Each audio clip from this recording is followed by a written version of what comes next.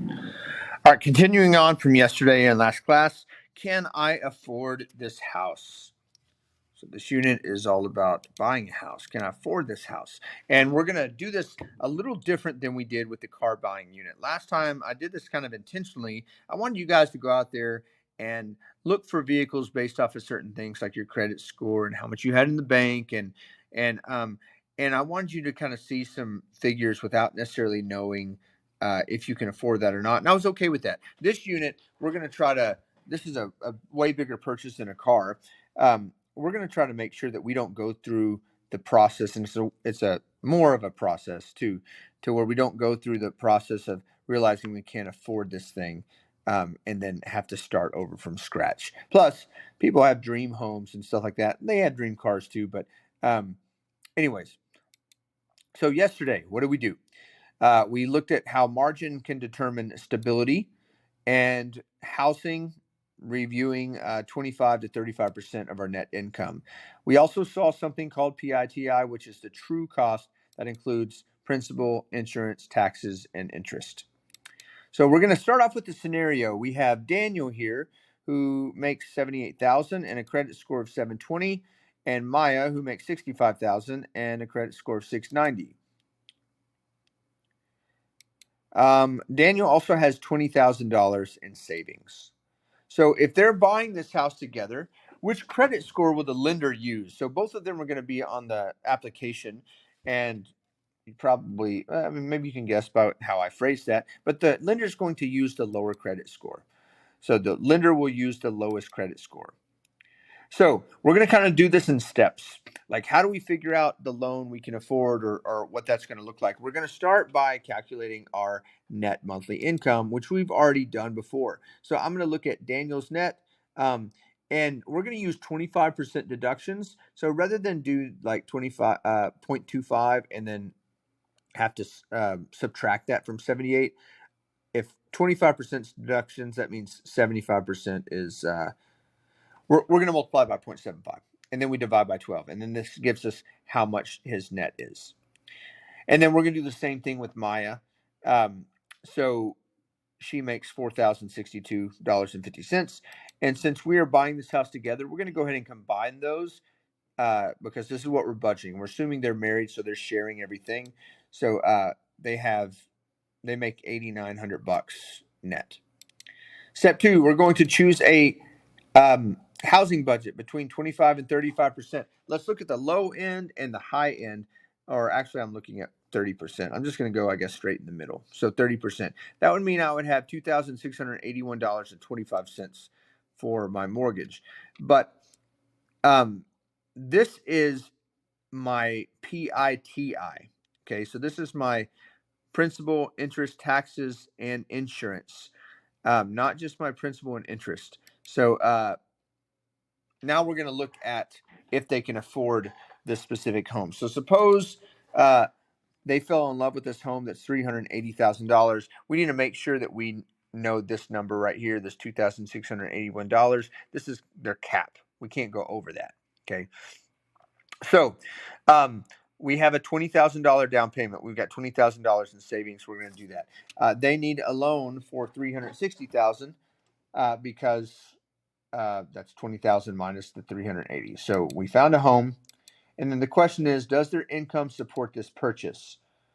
So let's find out. So we're going to estimate the monthly non-loan cost. So this is kind of the part that's going to be a little bit different.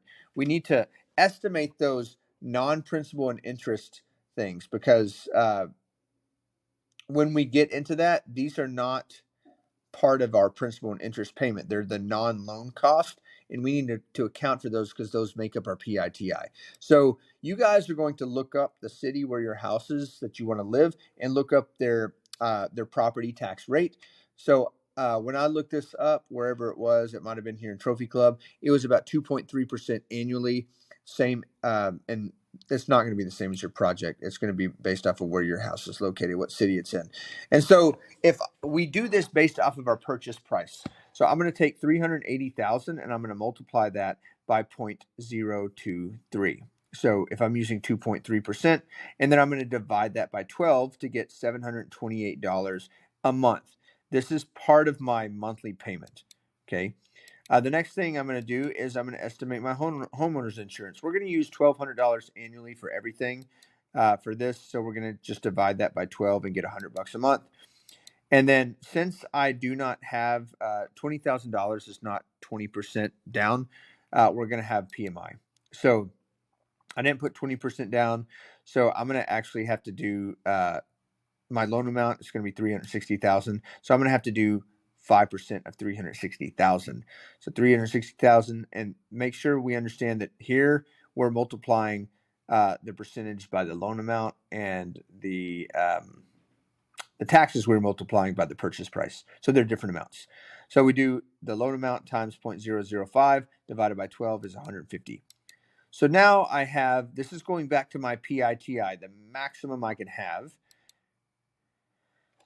And I'm going to subtract this. And the reason why I'm doing all this is so I can kind of go backwards, and because I'm going to get my monthly payment, but my monthly payment that I put in for my TVM solver is going to give me principal and interest only. So I need to figure out what my loan amount is going to be.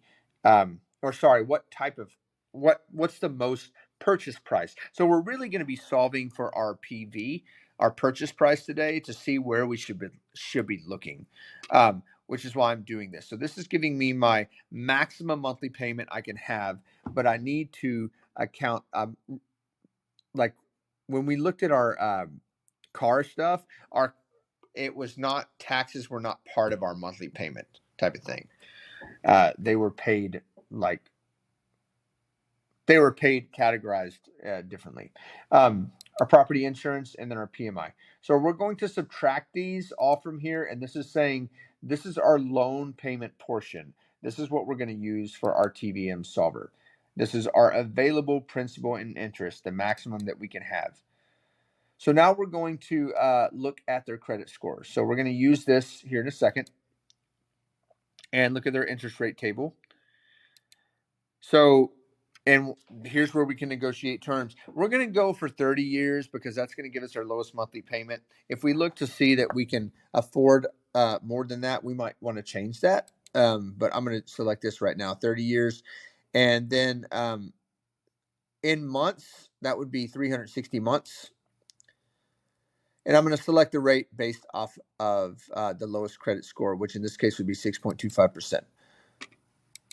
So now I'm going to go to my TVM solver, and I'm going to type in my N. I'm going to type in my I%. I'm going to come back to PV because I'm trying to figure out what size house, or what amount of loan I can afford, not my monthly payment. I have to do it this way because this does not include taxes and insurance. This is like your monthly payment, and then that's like added on additional. My future value still should be 0, just like with the car thing, and those should both be 12. And I hit alpha enter on PV, and I get $282,500. Okay, so this is the amount that the bank is willing to lend, so that you have this. So if we, and this kind of sounds confusing, but think this is what our monthly payment is, and then we have taxes and insurance on top of that, getting us to that 26 or 27 amount that we saw a second ago. So we really need to be looking at a house around this price for our loan amount, which means that we can afford, since we have $20,000, we can add that back in to this, and we should be looking for a home right around $302,500. So going back to our original problem, they fell in love with this $380,000 house. Can they afford it with having it be as 30% of their budget? And the answer is no. We can see that here. So the reality check, they thought they can afford $380,000. The math says about $302,000. So they didn't know their pre-approval first, and that's what we are going to get into later. So what just happened is they fell in love with the house, one. They tried to make the math work. The math didn't work. And then they skipped the pre-approval phase, which is finding out you can afford this thing before you actually go and fall in love with something and realize you can't. This is how people get in trouble. So what should they have done first? Step 1, get pre-approved. Step 2, shop within that number. And then step 3, verify the payment. So tomorrow, that is precisely what we are going to do. You guys are going to fill out a pre-approval form. This will be for a grade.